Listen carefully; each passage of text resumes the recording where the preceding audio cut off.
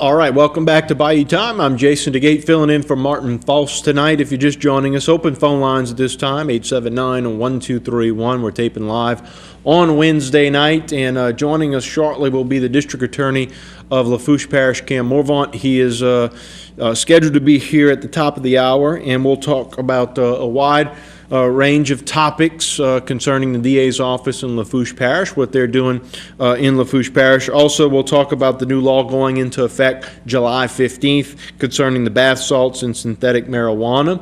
And we'll ask him questions about other things going on in the District Attorney's office in Lafourche Parish. 879-1231 if you want to get involved. The number should come up on the bottom of your screen. Actually, before we do this, Jason Serenier, my producer, is telling me that our cameras were out in the Thibodaux area today, and we had some extensive rain, and Thibodaux did experience some street flooding in some of the areas. So cameraman Chris Carter was able to go out and capture some footage for you. This is in the area of Midland and Eagle Drive near Thibodaux High School.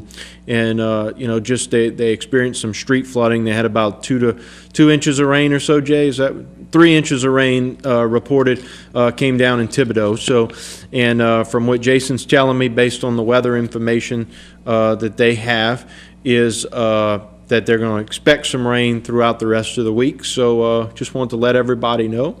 And this was just street flooding, and we had a number of people calling the station to go out there and cover it. So we just wanted to bring this to you. And there you see the guy riding right there. It's not too deep there, just some inconvenience, which some water on the road. As always, we want to caution drivers not to drive too fast on roadways with water on it, because although it may not be that deep, whenever you make your wake, it may go into people's yards, kill the grass and things like that, or if it's so substantial, it may go into somebody's house, and certainly you don't want to be responsible for flooding somebody's house that normally would not have flooded otherwise. With that, we'll take some phone calls now, 879-1231. Thank you for holding patiently. Welcome to Bayou Time. Yeah, Jason, for your last caller there, why would we want to ask Tax Chief Geithner about where the Social Security money is? He can't even fill out his income tax form. All right. And for Chairman of the Fed, Bernanke, or the head of the Fed, today he was in a hearing with Ron Paul, and he was asked if gold was money, and he said no.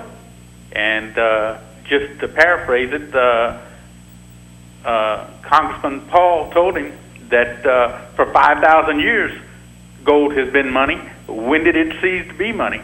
And it's, gold is clearly in the Constitution as a form of money. Mm-hmm. So what Bernanke was trying to do was trying to prop up these fiat dollars that are basically worthless. They're printing money out of thin air and trying to convince people that, this is worth something. Okay. And, it's really not. It's worth whatever faith and credit you put in the federal government. But, he also was speaking about if the economy slows down, we're going to have a QE3. What does that mean? They're going to print more dollars out of thin air, and your dollar is going to be worth less.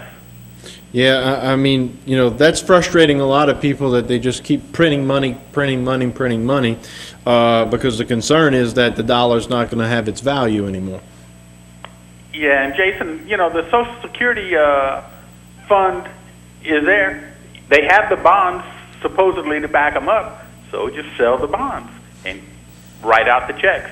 But the president is going to have to prioritize what bills he pays. He could stop any payments to NPR. In fact, they could eradicate that program. And you're right. If Congress can't reach an agreement on how to settle the deficit issue and the debt ceiling issue, if you will, then it becomes incumbent upon the president to determine what bills he has to pay. So although he may be able to pass the buck on saying Congress couldn't get this right, so I'm forced to do this, his decision is going to be who he decides to pay first. And that's where some people may say, well, wait, why am I not getting my money, which I'm entitled to? And so that's where you could see the problems that may arise. Well, what we might have is a revolution if he doesn't send out these checks, and these are entitlements, if you want to call it. But the Social Security is what people have paid for, though most people get more out of it than what they put in it. Mm-hmm. But you know, you might have to shut down some national parks, shut down the BATF. You know, these federal agencies. President Obama could eliminate all of the czars that he's recently hired with these exorbitant salaries. You know, things that are czars are clearly not in the Constitution. Mm. And for each one of those czars, they have an entourage. You know, they have a staff, and we're having to pay for them. Yeah, so well, we're seeing how much money Ken Feinberg is making right now. That's for sure. Well, Feinberg is being paid by BP. Yeah. BP. Right. But that's another fiasco we don't even want to talk about. Yeah. But, you know, for your previous caller, you know, he really seems like he's studied, but when you address the facts, there's nothing there. He's just throwing out the Democratic well, I understand he has a different philosophy than you or maybe I have on different things, and I understand that. But, you know, that's his opinion, and that's how he would like to see the government run, and he's entitled to that opinion, as are you, and we appreciate the call. All right? Have a good night. Okay, thank you very much. All right, let's see. We're going to take a couple more phone calls before we bring on the District Attorney of Lafourche Parish. Hello, welcome to Bayou Time. Hey, Jason. Yeah. How's it going tonight? Doing fine, thank you. How you doing? I'm listening to your last caller. All right. The fact is, we fought 2 wars and didn't pay for them. Yeah. That's why we're in the mess we're in today. That's a fact. Okay. $9 trillion worth. We sent it overseas instead of keeping it for Americans.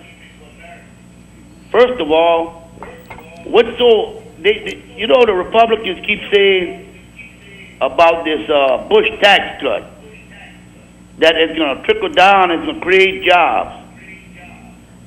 When Bush left office, they were losing 600,000 jobs per month.